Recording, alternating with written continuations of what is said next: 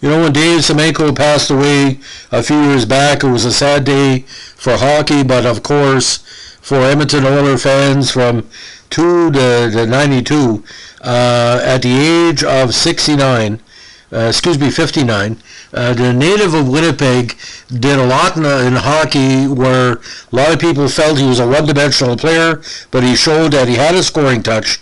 He was a type of player who would do all he could to protect the key players on Edmonton.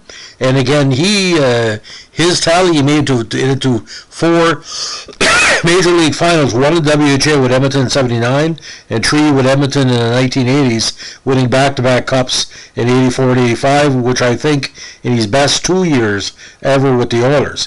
So today we're going to be looking at some of the background that made Dave Semenko, again, one of the most important protectors of enforcers of his era. Now, he first came to major prominence with the Brandon Wheat Kings of the WCHL in 1975. Now, he had played for the Brandon Travelers of the MJHL. But the next season, this is where it stood out, ladies and gentlemen. 76, he put up 13 points in 72 games. 6'3", 215, a very lean 215. But 77, his draft year, this is where he got the buzz, ladies and gentlemen. 60 points in 61 games with his rugged two-way play, 27 goals, 265 minutes and penalties. Now he got double interest. Minnesota took him round 2, 25th overall in the NHL draft, while the Houston Aeros took him the second round, 21st overall in the WHA draft. Now, the idea of his being scouted wasn't just by the primary ones. Hockey News had him very high on their list for the 77 draft. He was considered the number 14 overall prospect in the WCHL, and this was the boom years for the side.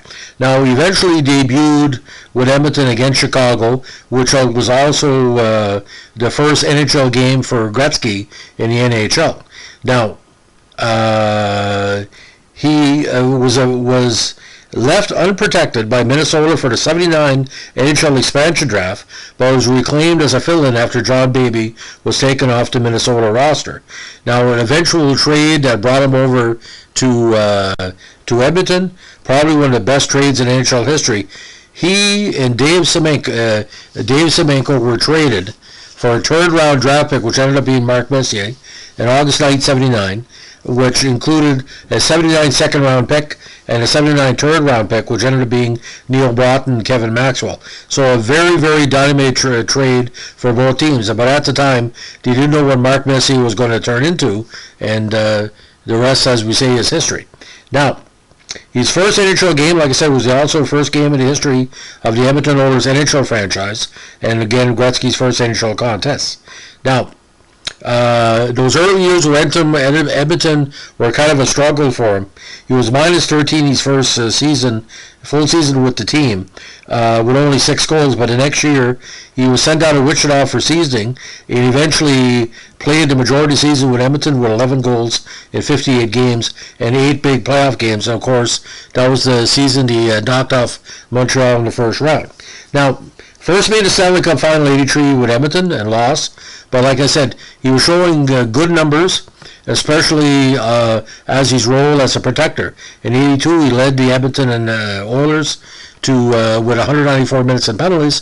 In 83, he was their penalty minutes leader in a season where they had a struggle against the Islanders, but they recouped that the next season. Now, like I said, original Edmonton Oilers, but he had played 2 seasons in the WHA, bypassing the Stars. In 78, he had 6 goals and 6 assists for 12 points, and in the Yafco Cup finalist team, he had 24 points in 77 games in 79 with 4 big goals in the playoffs. So he would occasionally get that big goal, and it was always a goal that would either be a go-ahead goal or like an important game-winning or game-tying.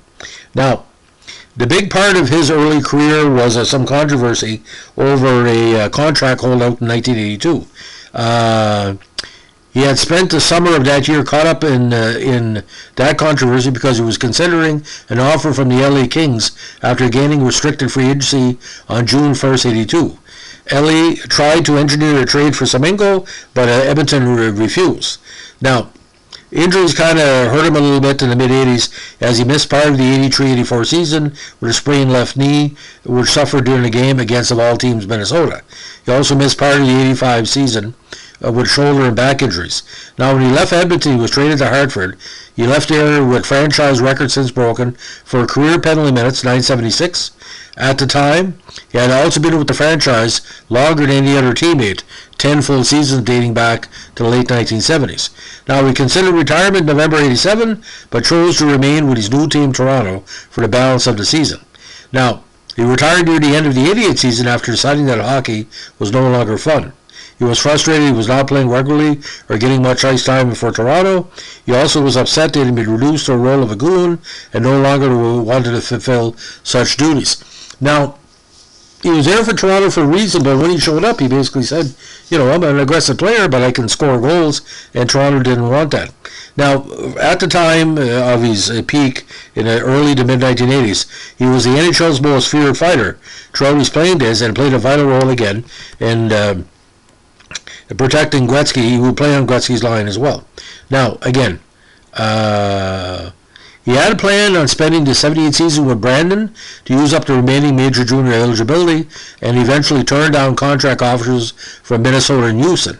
Now, when these WHA rights were traded by Houston and Edmonton for future considerations in November 77, he immediately signed with Edmonton and left the WCHL for the WHA. He also holds this weird distinction, ladies and gentlemen. He scored the last goal in WHA history during Game 6 of the AFCO Cup Final Series on May 20th, 79. Now, his notoriety as a fighter led to this. He met former heavyweight boxing champion Muhammad Ali during a visit to Ali's LA home in 83. The visit was arranged by Mark Messie's uncle, who was doing publicity work for Ali. Messie's uncle later organized an exhibition boxing match between Semenko and Ali held on June 12, 83.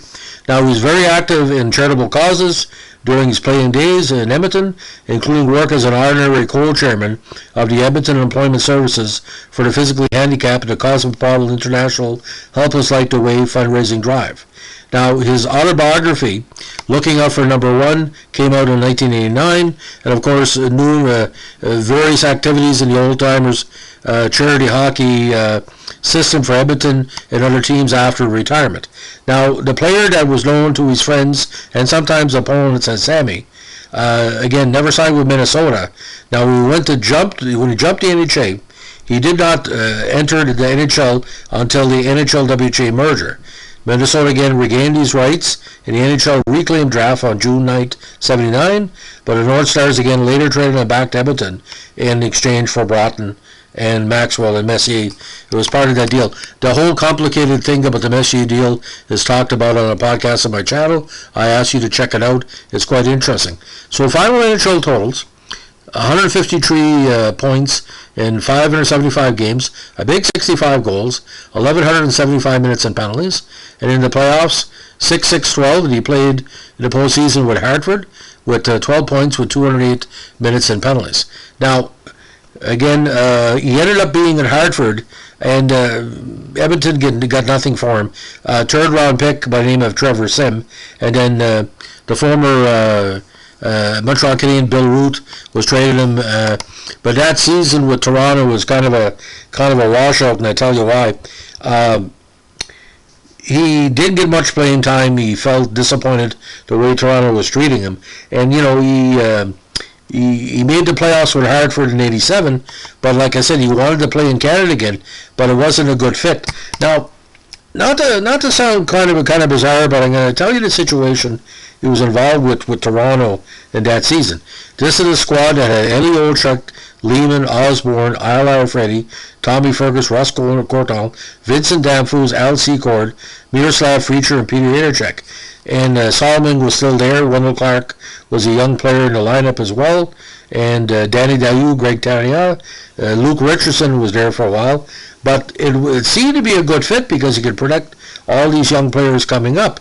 But the problem is, that was one of the worst seasons they ever had in Toronto.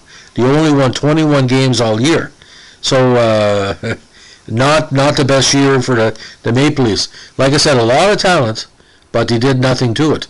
And that was year 21, 49, and 10. And Terrible season.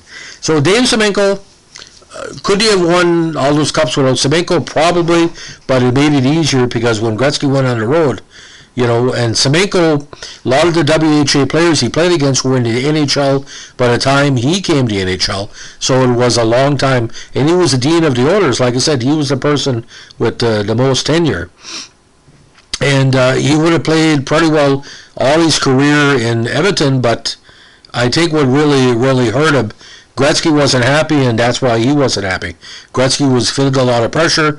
Losing in '86 against Calgary played a big factor in the myth of the Oilers. You had all the rumors about Grant Fuhr and all these off-ice peccadillos. Curry was getting to be unhappy towards the end. He wanted to go back to Finland. So, I mean, 2 cups. But like I said, his passing a couple of years ago was a big blow because, Semenko was a part of a lot of people's childhood because no matter what Gretzky was doing, you knew that Semenko was there to take care of him. Because Semenko really didn't become Gretzky's full protector until that '81 season.